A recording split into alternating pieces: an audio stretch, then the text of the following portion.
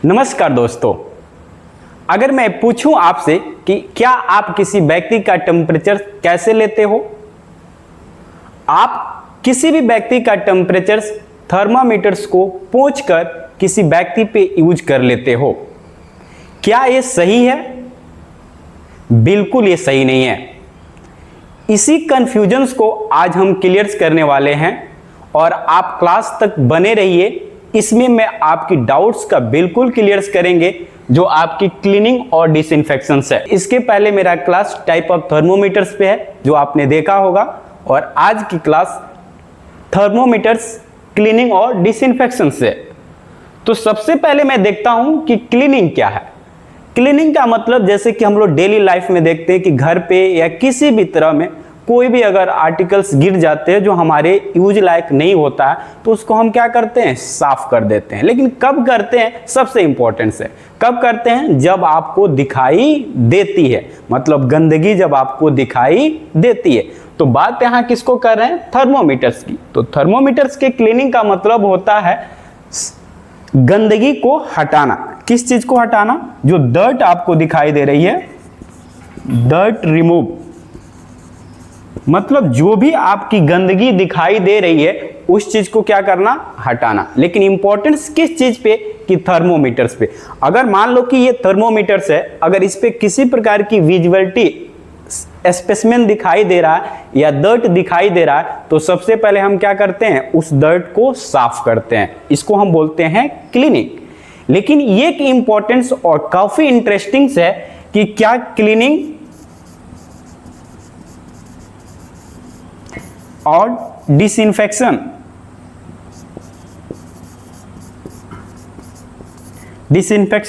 Same है? आप दोनों को एक ही जैसे बोल सकते हो? बिल्कुल नहीं।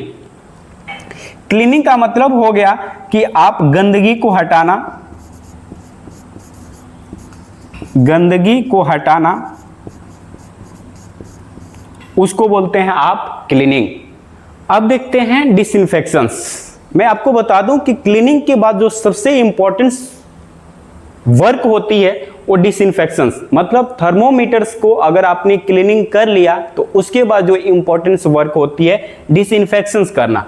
और डिसइंफेक्शंस का मतलब क्या होता है कि जो आपके माइक्रो ऑर्गेनिज्म है उसको कंट्रोल करना। माइक्रो ऑर्गेनिज्म को आप विजुअल्स नहीं कर सकते हैं और उसको देखने के लिए हमें माइक्रोस्कोप की जरूरत होती है, इसीलिए हमें डिसइंफेक्शंस को भी जरूरत पड़ती है। तो आपसे कोई पूछे डिसइंफेक्शंस के मतलब क्या है तो आप सिंपल बता सकते हैं कि कंट्रोल ऑफ माइक्रो ऑर्गेनिज्म। जो माइक्रो ऑर्गेनिज्म हमें अपने नेक्ड आई से नहीं देख पाते हैं उसको कंट्रोल करने के लिए हमें किस चीज की जरूरत पड़ती है, डिसइंफेक्शंस के। सिंपल एक क्वेश्चन आपके लिए डियर्स कि डिसइंफेक्शंस क्यों जरूरी है, आप इसको कमेंट करके जरूर बताओ। डिसइंफेक्शंस क्यों जरूरी है? इतना तो सही है कि कंट्रोल ऑफ माइक्रो ऑर्गेनिज्म, लेकिन क्यों करते हैं, किसके लिए करते हैं, पर्पज क्या है?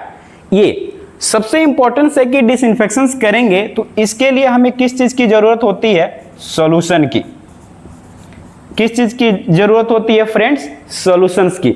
डिसइंफेक्शंस के लिए कोई डिसइंफेक्टेंट जरूरत पड़ेगी और उसमें हम सबसे पहले क्या लेते हैं, तो डिटॉल। क्या यूज करते हैं, डिटॉल। और डिटॉल की रेशियो मैं आपको बता दूं कि 1:40 होता है। कितना होता है, 1:40। सेकेंड जो यूज करते हैं हम लोग, लाइजॉल, और लाइजॉल की जो रेशियो होती है 1:20। उसके बाद आती है सैवलॉन, सैवलॉन, और सैवलॉन की रेशियो होती है 1:40। ये रेशियो हमें याद करना जरूरी है क्योंकि इसी रेशियो से हम क्या करते हैं, हॉस्पिटल्स के प्रोटोकॉल्स के अनुसार हम सॉल्यूशंस को प्रिपेयर करते हैं। लेकिन इंपॉर्टेंस है कि अगर आपने इस रेशियो से हॉस्पिटल्स प्रोटोकॉल्स के अनुसार आपने सॉल्यूशन तैयार किया तो कब तक आप यूज कर सकते हो, तो इसको 5 मिनट्स के लिए, ये भी 5 मिनट्स के लिए, और ये 3 मिनट्स के लिए।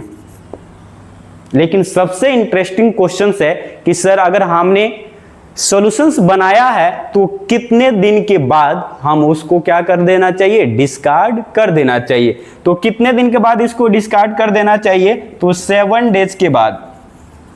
कमेंट करके आप जरूर बताना, कमेंट करके कि 7 डेज के बाद ही क्यों डिस्कार्ड करते हैं। अब देखते हैं कि अगर क्लीनिंग करना है थर्मामीटर्स को, तो थर्मामीटर्स के कितने पार्ट्स हो जाते हैं, 2 पार्ट्स होते हैं। एक जो पहले जो फ्रंट्स वाला पार्ट होता है उसको हम बल्ब बोलते हैं, और पूरे वाले को क्या बोलते हैं, स्टीम बोलते हैं। तो आपसे कोई पूछे कि क्लीनिंग का टेक्निक क्या है, टेक्निक क्या है, तो क्लीनिंग का टेक्निक है, 2 तरह से हम क्लीनिंग कर सकते हैं। एक करते हैं बिफोर यूज और एक करते हैं आफ्टर यूज, आफ्टर यूज। तो बिफोर यूज कैसे करते हैं, तो उसके लिए होता है bulb to stem, bulb to stems. मतलब ये बल्ब है, पहले उसके जहां से हम इंसर्ट करते वहां से क्लीनिंग करेंगे स्टीम साइड की तरफ। और दूसरे आफ्टर यूज कैसे करते हैं, तो stem to bulb, stem to bulb.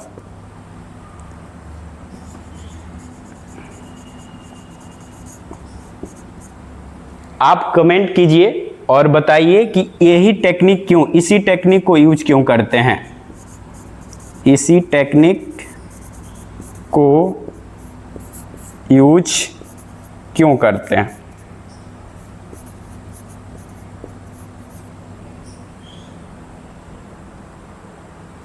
I hope आप मेरी क्लास का एंजॉय किए होंगे, और क्लासेस अच्छी लगी तो आप इस क्लास को शेयर सब्सक्राइब जरूर करिए। Thank you.